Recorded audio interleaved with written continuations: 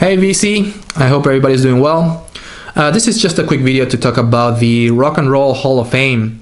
And I don't know if you guys saw the news announcement this morning, but we got the list of all the class of 2015 inductees to the Hall of Fame.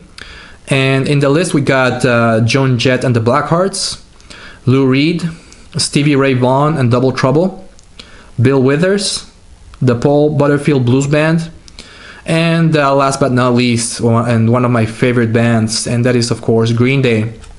And I just wanted to take a minute to talk about this because I've been seeing online a lot of criticism and a lot of people talking about this and saying that Green Day doesn't really deserve to be in the Hall of Fame, and that there's some bands out there that deserve to be in the Hall of Fame a lot more than Green Day.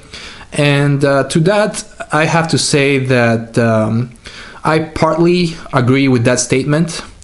I do believe that Green Day deserves to be in the Hall of Fame, mainly because first of all, they're eligible, they meet all the requirements, and I do believe that they're a hugely influential and successful band.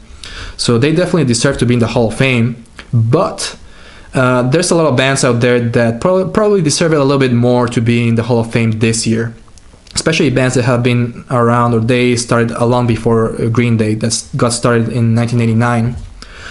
For example, if you look at the list of the groups or the artists that got snubbed this year, we got the Smiths, NWA, Nine Inch Nails, the Spinners, Kraftwerk, Sting, War, and Chick, the disco band that got nominated nine times and snubbed 9 times in a row. I do think that there's a lot of these bands that probably deserve it a little bit more than Green Day. But anyways, this gives me an excuse to talk a little bit about Green Day. Show you guys some of my Green Day records, and also I look forward to the show on April next year, where Green Day is going to perform. They're going to perform 3 songs, and I'm really curious to see what songs they're going to choose to perform in the April show next year. But anyways, I'm going to show you some of my Green Day records. This is the record that started it all for Green Day, and that allowed Green Day to become eligible to the Rock and Roll Hall of Fame this year. And I'm talking about 1,000 Hours. This is an EP, a 7-inch EP from Lookout Records from 1989. And like I said, this is on Lookout Records, and this is actually a reissue from 1991. And you can tell it's a reissue because it has the new Lookout Records address here on Berkeley, California, instead of the old address in Laytonville, California. But anyways, it has 4 songs.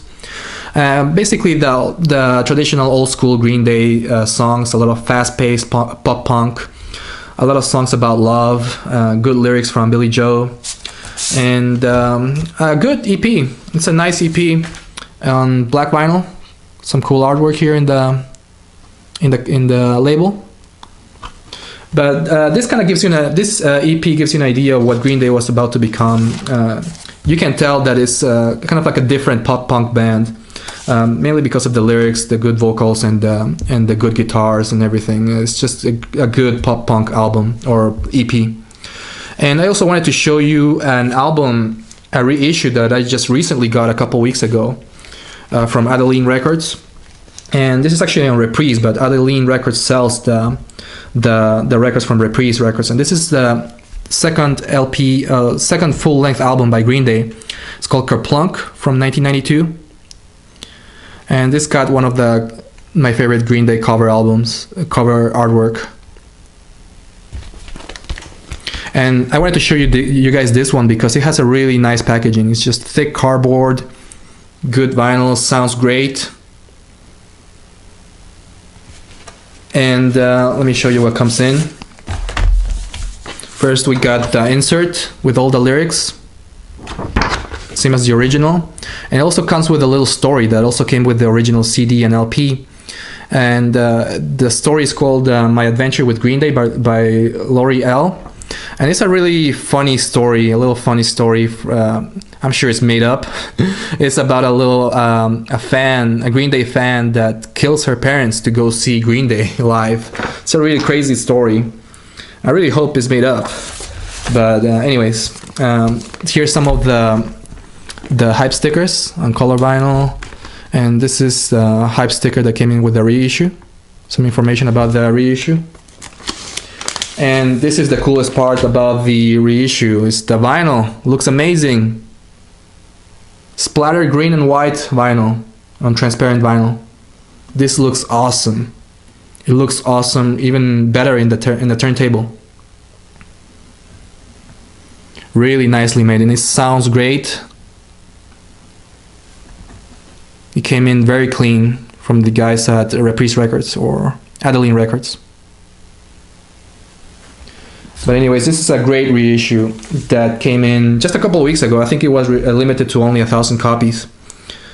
And it also came in with this 7-inch EP, which is called Sweet Children, also by Green Day. It's got also 4 songs, same as the first one I showed you. Not the same songs, just the same amount of songs.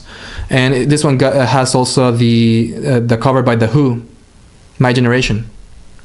It's very similar to the 1000 Hours EP, the same style of fast-paced pop punk and catchy tunes, and on black vinyl. It's a nice little EP, especially if it comes with the reissue of Kerplunk. But anyways, those are the 2 vinyl records that I wanted to show you from Green Day. I have a lot more, but I'll probably show you in a different video. But I also wanted to show you one CD, and this is American Idiot from 2004, also on Reprise Records.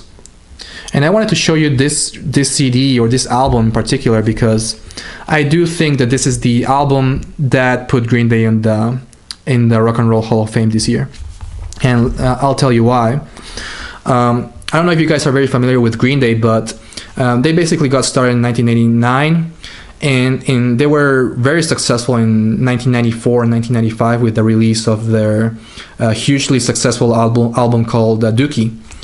And but there was a period in time in between 1995 and 2001, 2002 that Green Day really lost a lot of relevance. They weren't being played in the radio that much. They weren't just as popular as they were back in 1994. And they were working, I believe, on their 7th album right before American Idiot. And they were working on an album called Cigarettes and Valentines. And during the recording, they got the master tapes stolen from the studio, and they had a decision to make at that point. They could either re-record everything based on what they had from before, or they could start from scratch. And they said, "Screw it, we're just gonna record a brand new album from scratch." And that's how they came up with American Idiot. That's how American Idiot got started. And the funny thing is that this album is completely different to what Green Day released in the past. This is a more epic album, a lot of longer songs. This is they call it punk rock opera, and it's just a lot more songs, a lot more guitar solos, deeper songs, better lyrics, I believe.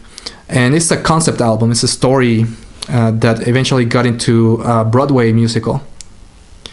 And it's just an awesome album. I do believe this is one of the best Green Day albums, one of the best albums of the early 2000s, I believe, too.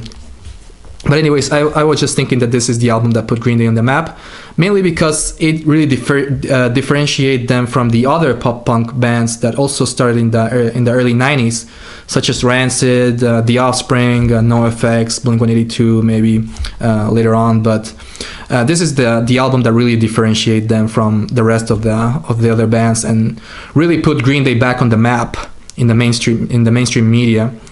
And eventually, I think this is the album that put them in the Hall of Fame. Anyways, I wanted to wrap up this video with the question of the day. And of course, it is related to the Rock and Roll Hall of Fame and the announcement this morning. And the question is, which band do you think should have been inducted into the Hall of Fame instead of Green Day? And you got bands in the list like The Smiths, NWA, and Nine Inch Nails, The Spinners, Kraftwerk, Sting, War, Chick, and I think there's a couple more that I didn't list here, but just let me know which one do you think deserves to be in the Hall of Fame more than Green Day. And my answer would be The Smiths, mainly because of how influential they have been with other bands, and I'm not a big Morrissey fan, but I do like the work of the Smiths. I do like a lot of their songs, and some of their albums are just fantastic. So I'm just putting the question out there. Feel free to leave your answer here in the comments. Again, thanks for watching, and have a great day in VC. Take care. Bye.